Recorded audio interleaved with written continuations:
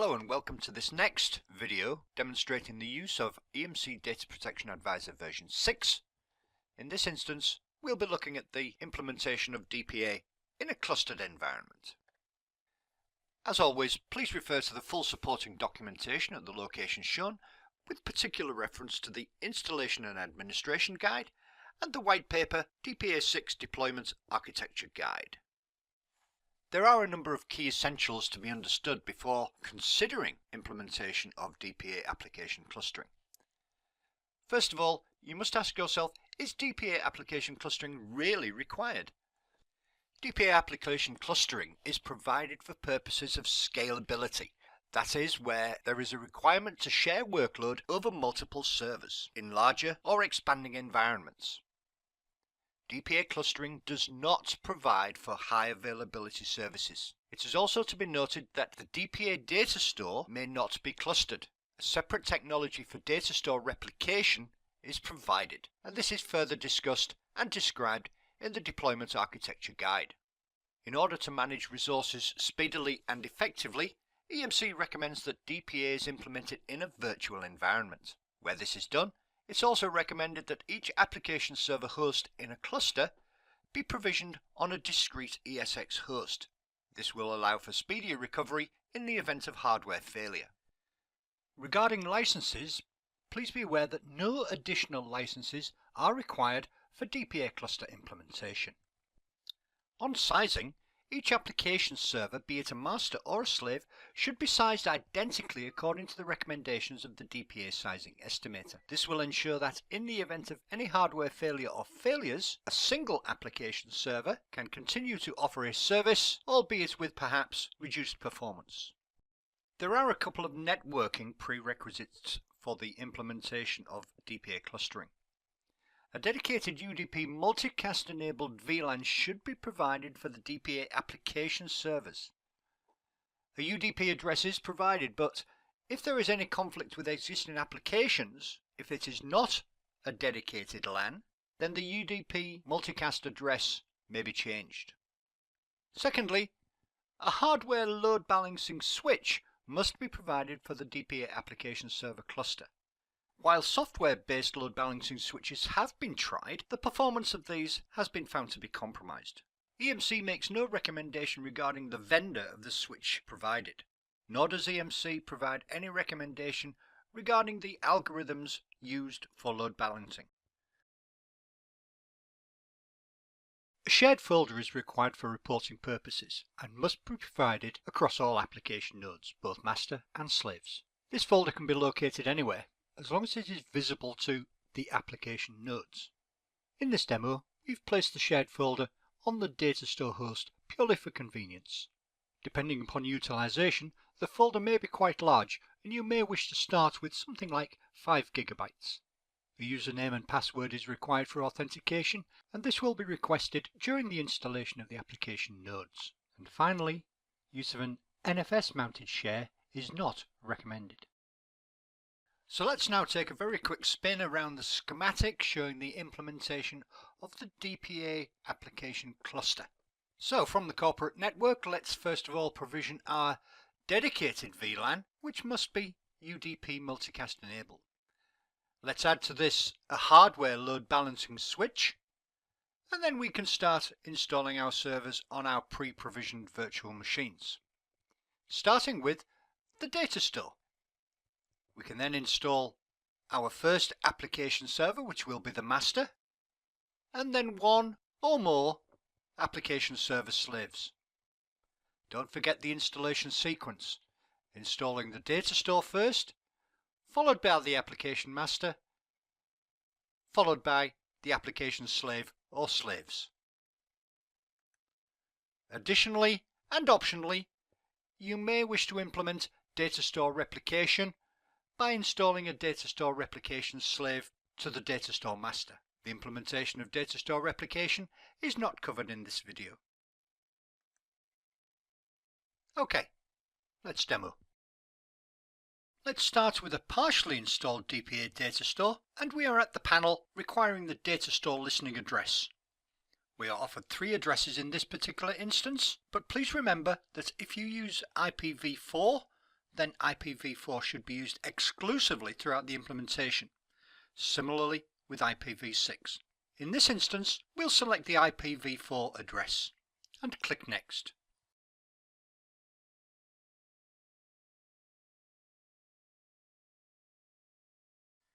In this panel, we are requested to configure the data store access, requiring the IP address for the DPA application service which will access this data store. In a clustered instance, we shall start by adding the DPA master address, followed by the IP address of the slave or slaves.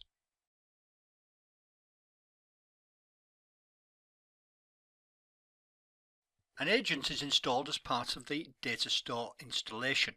In this panel, we are requested to enter the data store agent address, that is, the address with which the agent should communicate when sending data. We see that both of the previously input addresses for the master and slave are entered. However, the DPA agent will be communicating with the cluster address on the load balancing switch, and it's this address that we will enter here.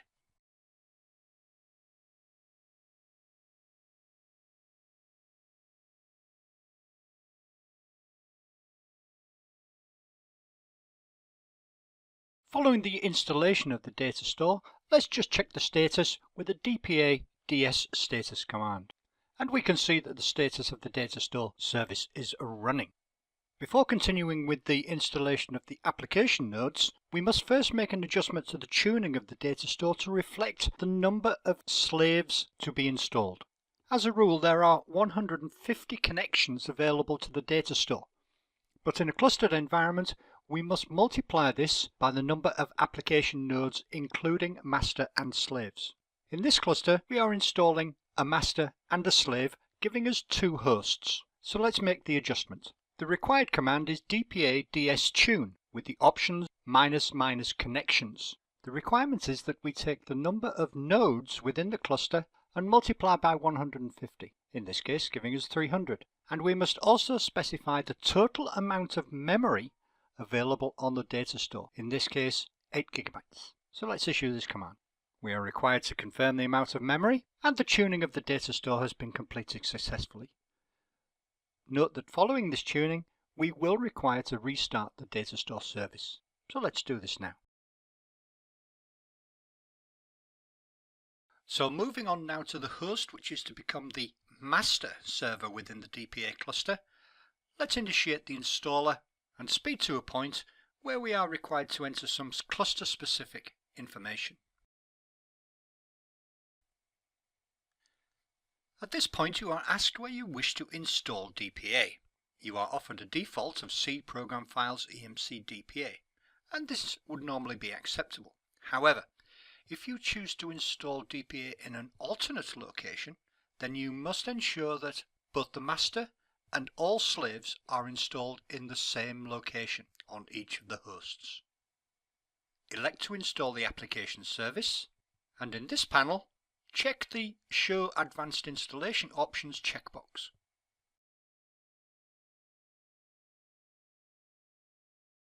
In the Application Advanced Options panel, you will see there are 3 checkboxes, and we shall check the Install the DPA Services as Clusterable checkbox. The remaining 2 checkboxes do not normally need to be checked. However, if you wish to change the multicast address, which is by default 239.1.2.10, then you should check both of these checkboxes to ensure that the services do not start after installation. In this instance, as we are using the default multicast address, we shall check the Install the DPA Services as Clusterable checkbox. Moving to the pre-installation summary panel, we'll click on Install. The installer runs,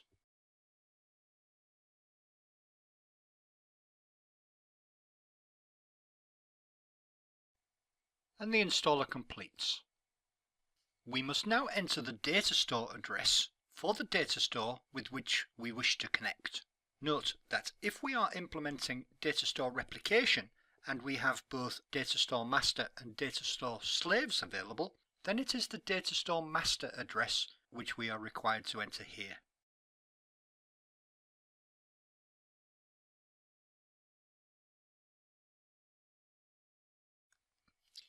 Here we must select the address by which this application node within the cluster will announce itself to other DPA application nodes within the cluster. Again, we'll select the IPv4 address. As this is the first DPA node within the cluster, it must be nominated to be the master, and we'll do so here. Prior to installation, as previously mentioned, we will have provided a shared folder visible to and available to each application node within the cluster. In this particular instance, the shared folder has been created on the data store host, and we have a domain user and password authentication to access the folder. This folder should be visible to all application nodes. So we'll enter the location of the shared folder and the username and password for access to that folder.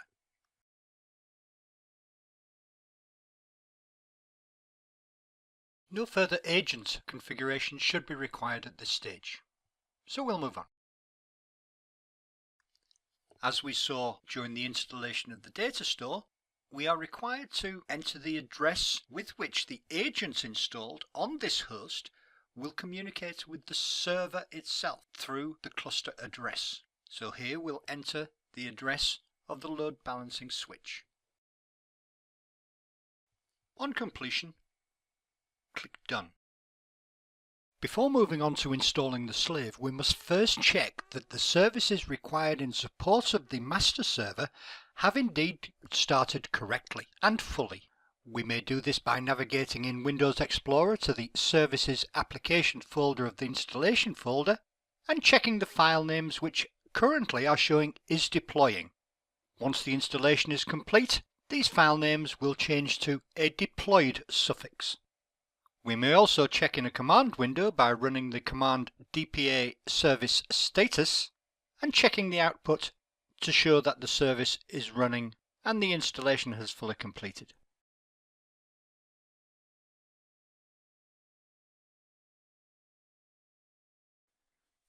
Once the service has fully started, you may check the configuration of the application by running the DPA Application command, showing the bind address, the data store service, the operation mode, i.e. clustered, that this is the master role server, the address of the server, and the multicast address configured.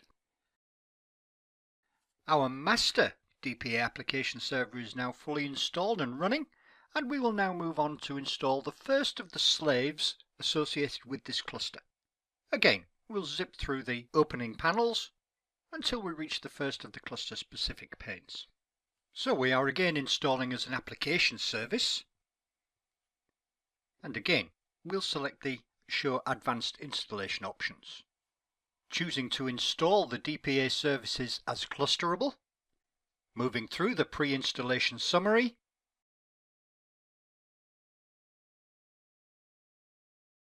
here again we enter the identity of the data store, selecting the IP address of this clustered server. Don't forget, if it's IPv4, we must keep IPv4 all the way through the operation. Having already configured our master, this server will be configured as our first slave. Being a slave, we must now enter the IP address or fully qualified domain name of the master application node. Again, we need to specify the location of the shared folder we have previously created, and enter the authentication for access to the share. Once again, the agent needs to be pointed to the load balancing switch address of the cluster. And our installation completes. After which we can check the status of the services in the same way as we did previously on the master.